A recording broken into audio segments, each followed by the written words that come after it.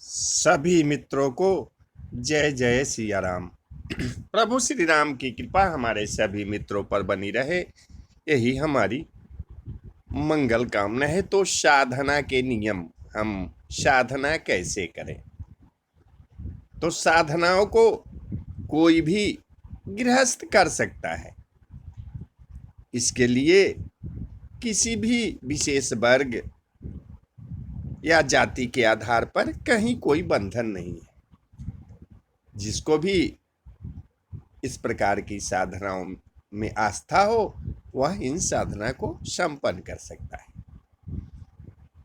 साधनाओं में स्त्री पुरुष, वृद्ध युवा, विवाहित अविवाहित जैसा कोई भेद नहीं है, कोई भी साधना कर सकता है।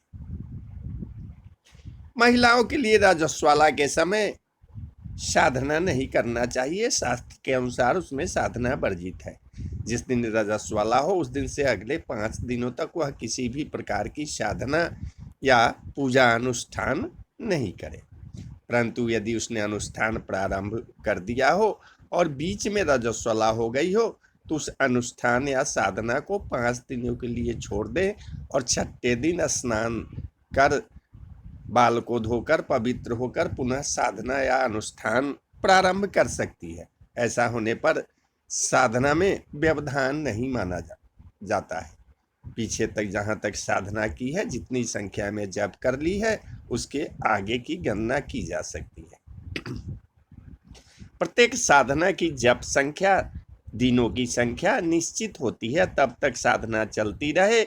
उस अवधि में साधक को चाहिए कि वह एक शाम फलाहार करे और सात्विक आहार ग्रहण करे। मांस, शराब, प्याज, लहसुन आदि उसमें वर्जित है। अतः शुद्ध खान पान के मामले में सतर्कता बरते।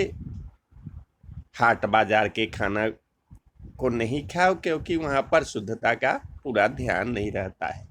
साधना करते समय किसी भी प्रकार की वस्तु खाना या सेवन नहीं करना चाहिए। व्यक्ति मंत्र जाप प्रारंभ करने से पूर्व दूध, चाय या भोजन ले सकता है। जब तक मंत्र जप चालू हो तब जल, चाय पीना भी वर्जित है। यदि ऐसी स्थिति उत्पन्न हो जाए, पीने की जरूरत हो, तो उसके बाद पवित्रीकरण करने के बाद ही पुनः मंत्र जाप शुरू करना चाहिए। अगर आप साधना कर रहे हैं तो उस समय भूमि पर सोना उचित रहता है। भूमि पर किसी भी प्रकार का आप बिछावन बिछा सकते हैं। विशेष परिस्थिति में आप पलंग आदि का उपयोग कर सकते हैं, लेकिन ध्यान रहे कि जहां तक संभव हो भूमि शयन ही करें। साधना काल में स्त्री संसर्ग सर्वथा वर्जित है। इस अवधि में पूरी तरह से ब्रह्मचर्य व्रत का पालन करें। यथासंभव मन को संयमित और शांत बनाए रखें। साधना शुरू करने से पूर्व स्नान कर लेना उचित रहता है। यदि बीमार हो या आसक्त हो, ऐसी स्थिति में कपड़ा भिगोकर पूरे शरीर को पोंछ लेना चाहिए। परंतु जहां तक हो सके स्नान करना ही उत्तम माना जाता है। साधना करते समय धोती ही पहनना चाहिए। फुल पैंट पायजामा पहनकर साधना नहीं किया जाता है। एक धोती कमर के नीचे पहन ले और पीताम्बर या उपवस्त्र ओढ़ ले। परंतु यदि मौसम ठंडा का है तो आप कंबल भी ओढ़ सकते हैं। कपड़ा जो है बिल्कुल स्वच्छ होना चाहिए। साधना काल में छौर कर्म नहीं करवाना चाहिए, यानी कि दाढ़ी और बाल नहीं कटवाना चाहिए। साधना काल में स्नान करते समय साबुन आप लगा सकते हैं, परंतु इत्र आदि का प्रयोग न करें। साधना के बाद कहीं बाहर जाते समय आप जूता पहन सकते हैं। यदि साधक नौकरी या व्यापार कर रहा है और रात्रिकालीन साधना हो तो दिन में अपना काम करके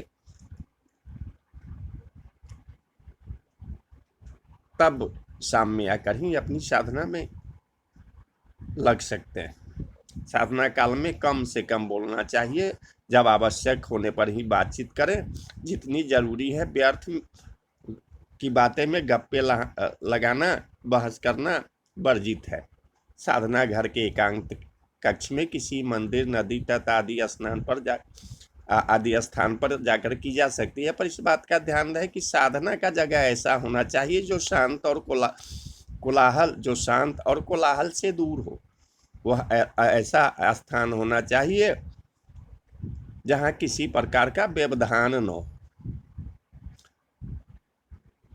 साधना शुरू करने से पूर्व सारे चीज जैसे चित्र, माला आदि की एक स्थान पर एकत्र कर लेना चाहिए। पूजन सामग्री की व्यवस्था भी पहले ही कर लेना चाहिए। साथ ही साथ अपने गुरु या साधना बताने वाले व्यक्ति से साधना से संबंधित सारे तथ्य पहले से ही समझ लेना चाहिए।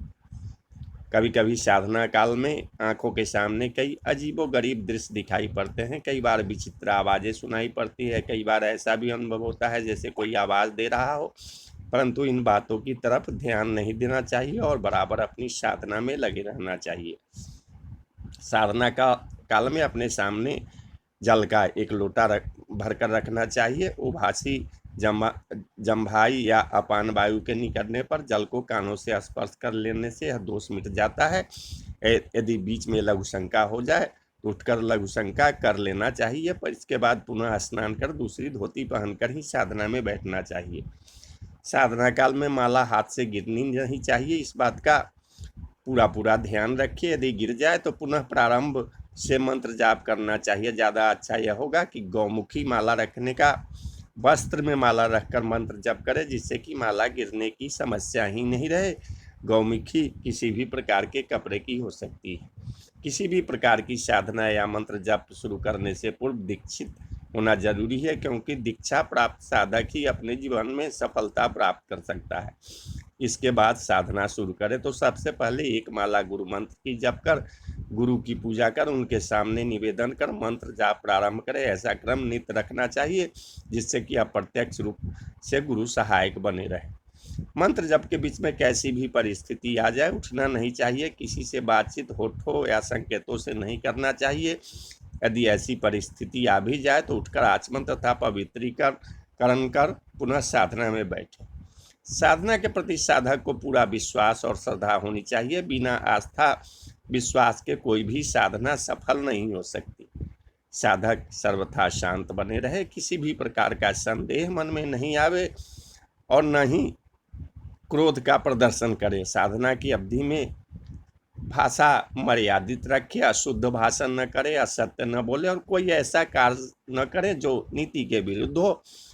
पूरी निष्ठा और गुरु आशीर्वाद लेकर साधना में प्रवृत्त होने से निश्चय ही सफलता प्राप्त होती है।